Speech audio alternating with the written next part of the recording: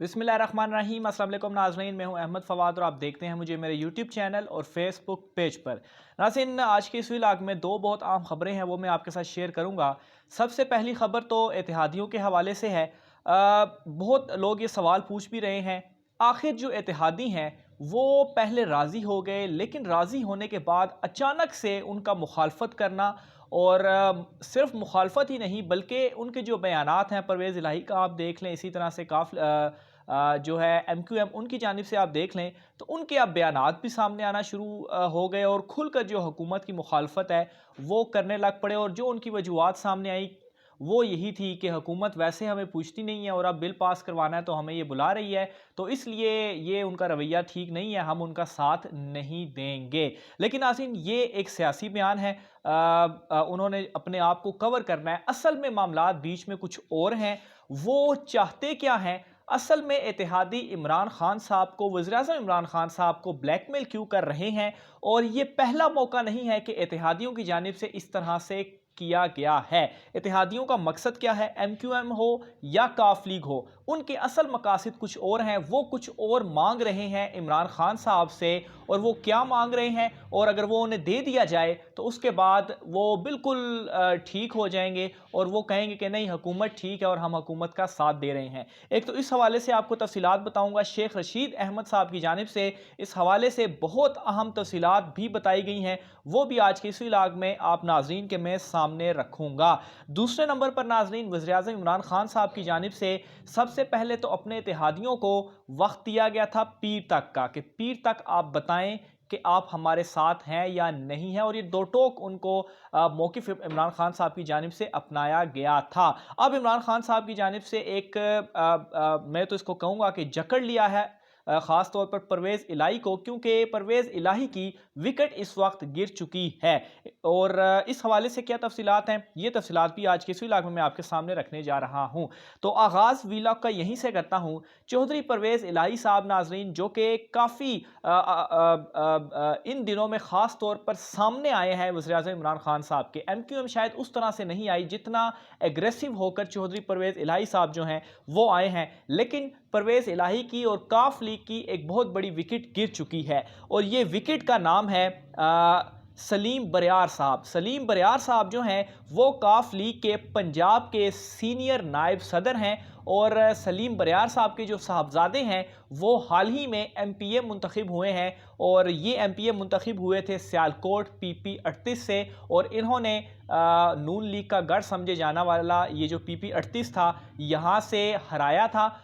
पाकिस्तान तहरीक इंसाफ की टिकट के ऊपर ये इलेक्शन लड़े थे और ये जीते थे। इनके जो बेटे हैं, और इनके बेटे का नाम था एहसन सलीम बरियाल साहब। तो एहसन सलीम बरियाल साहब जो थे वो जीतने के बाद उसके बाद मुआवने खसूसी भी उस्मान बुज़ार साहब ने अपने साथ उनको जो है वो लगाया। बहरहाल ये एक विकेट थी उनकी, जो कि परवेज़ इलाही का इस वक्त में जब इत्तेहादी आंखें दिखा रहे हैं और कह रहे हैं कि आप हमारी चीज़ें माने, खैर वो भी मैं आगे आपको चलकर बताता हूँ। बहरहाल ये विकेट गिर चुकी है और इन्होंने बाकायदा तौर पर पाकिस्तान तहरीक इंसाफ में शमूलियत इख्तियार कर ली है।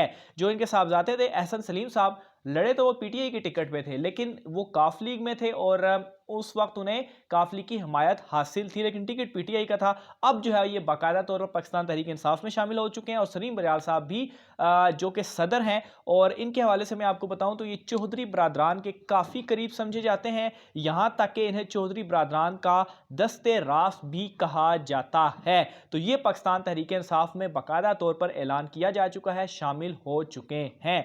दूसरे नंबर पर नाज़रीन, जो कप्तान की जानिब से एक वाज़े बताया गया है कि पीर तक आप जवाब दें, और ख़ास तौर पर ये विकेट उड़ने के बाद जो इत्तेहादी हैं, ख़ास तौर पर काफ लीग, वो जो एक अग्रेसिव मूड में थे, ब्लैकमेल कर रहे थे, वो बैक स्टेप पर आ चुके हैं जब से उन्हें ये पता चला है कि इमरान खान साहब ब्लैकमेल नहीं होंगे और जो वो मुतालबात कर रहे हैं वो नहीं माना जाएगा उनका वो मुतालबा, और अगर वो इसी तरह से रहे तो जो कुछ उनके पास है वो भी उनसे ले लिया जाएगा। और ऑलरेडी अगर आप काफ लीग को देखें तो 5 सीटें हैं गालिबन इनकी, और उन 5 सीटों में से भी 2 वजीर हैं इनके, और इसके अलावा चौधरी परवेज़ इलाही साहब खुद स्पीकर पंजाब असेंबली भी हैं। तो इतना ज़्यादा कुछ होने के बावजूद फिर भी ये गिले करते हैं कि हुकूमत हमारे साथ सही नहीं चल रही। तो ये जैसा कि मैंने पहले भी बताया कि वजह पीछे कुछ और है। अब मैं आता हूँ कि असल में ये जो इत्तेहादी जमातें हैं इमरान खान साहब के ख़िलाफ़ बगावत क्यों कर रही हैं। अपोजिशन तो इन्हें उकसा ही रही है,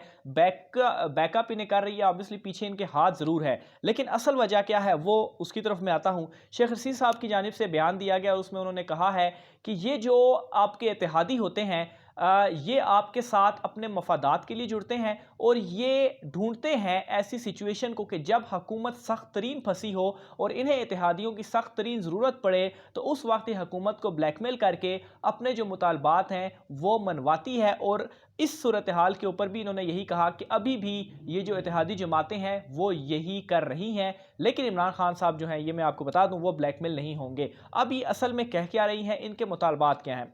जो है काफ लीग के चौधरी परवेज़ इलाही साहब, उनकी जानिब से ऑलरेडी वजारतें और स्पीकरशिप होने के बावजूद वो कह रहे हैं कि उन्हें पंजाब में एक बड़ा ओहदा चाहिए और इस बड़े ओहदा कौन सा है, ये बड़ा ओहदा है वज़ीर आला का। अब काफ लीग ये चाहती है कि ये जो वज़ीर आला का ओहदा है ये किसी तरीके से उनके पास आ जाए, लेकिन कप्तान शुरू दिन से इस चीज़ के ऊपर नहीं माना और बड़े बड़े ब्लैकमेलर्स आए, अलीम खान और दीगर काफ़ी लोगों के, इवन के जहांगीर तरीन के हवाले से भी बातें सामने आई, काफ़ी चीज़ें सामने आती रहीं, लेकिन उस्मान बुज़दार साहब के हवाले से इमरान खान साहब जो थे वो बिल्कुल डटे रहे और बहुत कुछ होता रहा पंजाब में, लेकिन उस्मान बुज़दार अपनी जगह पर कायम हैं। तो एक तो ये प्रेशराइज़ किया जा रहा है काफ लीग की जानिब से, अभी तक जो हमारे ज़राए हमें ये बता रहे हैं, तो ये काफ लीग का एक हथकंडा है और वो ये एक बड़ा ओहदा जो है वो मांग रही है। और ये ओहदा मैं अभी भी आपको बता दूं ये अभी के लिए नहीं है, अभी वो ये नहीं कह रहे कि अभी आप उस्मान बुज़दार को हटाएं और हमें वज़ीर आला लगा दें, वो ये मांग रही है अगले इंतखाबात के लिए यानी कि 2023 के लिए। और काफ लीग भी ये जानती है कि यही एक साल है, अगर इस एक साल के अंदर वो अपनी बातें इमरान खान साहब से मनवा लें तो बेहतर है, अगले इंतखाबात में वो उनके साथ इत्तेहादी बनकर तो इमरान खान साहब अगर मान जाते हैं तो ये बड़ा ओहदा उनको मिल जाएगा। और अगर अभी वक्त हाथ से निकल गया, ये एक साल गुजर गया जो कि इमरान खान साहब के लिए बहुत ज़्यादा टफ है, तो उनके हाथ फिर वक्त नहीं लगेगा। दूसरे नंबर पर अगर मैं बात करूं MQM की, तो MQM के हवाले से अभी तक जो हमारे पास जो कुछ ज़राए से तफसीलात सामने आई हैं, तो उनका ये हटकंडा है कि वो ज़्यादातर ये इस तरह से भी करते हैं कि उन्हें चाहिए होते हैं पैसे, वो इस वजह से कि उनके जो मखसूस हलके हैं, क्योंकि अभी तक आप MQM को देखें तो उनमें कोई उस तरह का कोई बड़ा लीडर या बड़ा नाम नहीं है। उनके पास कुछ नशिस्तें हैं और कुछ हलकों से वो जीत कर आते हैं और उन कुछ लोगों को उन्होंने खुश भी करना होता है, तो उन पैसों के ज़रिए से वो क्या करेंगे, अपने हलके में काम कराएंगे या लोगों की मदद या जो चीज़ें भी करेंगे तो कुछ ना कुछ वो अपने लोगों के सामने रखेंगे, जिसकी वजह से वो दोबारा इक़्तिदार में आ सकते हैं। और MQM का उनके हवाले से यही चीज़ें मशहूर हैं कि वो इसी तरह से करती हैं और बहुत सारी हुकूमतों का वो हिस्सा रही हैं। और अभी भी जो उनके हवाले से मुबैना इतलात हैं वो यही हैं कि वो इस वजह से भी उनको बेसिकली पैसे चाहिए मुबैना तौर पर, तो इस वजह से वो ये तमाम तर मामलात कर रही हैं। और बाकी चूँकि अपोजिशन की जानिब से इतना ज़्यादा प्रेशर बनाया जा चुका है, तो ये बेहतरीन मौका था इत्तेहादी जमातों के पास भी कि वो इस जो प्रेशर सिचुएशन है इसका फ़ायदा उठाकर अपने मुतालबात मान लें। लेकिन उन्हें पैगाम जा चुका है, इमरान खान साहब ने कहा आप हमारे साथ हैं या नहीं, पीर तक हमें बताएं। और इमरान खान साहब का ये जो अग्रेसिव बयान था, इस बयान ने इन इत्तेहादी जमातों को पीछे हटने पर मजबूर कर दिया है। और आप आइंदा आने वाले दिनों में देखेंगे, ये मैं आपको भी बता दूं कि यही इत्तेहादी जमातें होंगी जो इमरान खान साहब के साथ मिलकर और जो बिल होगा उसे पास कराने के लिए रजामंदी जाहिर करेंगी। अभी खैर इस हवाले से कुछ चीज़ें सामने नहीं आई, मज़ीद जो अपडेट होती है अपोजिशन जो इक़दाम करती रहती है उस हवाले से आपको अपडेट रखते रहेंगे। अपनी राय का साथ कमेंट बॉक्स में लाजमी कीजिएगा। आज के व्लॉग से मुझे इजाज़त दीजिए, अल्लाह हाफ़िज़।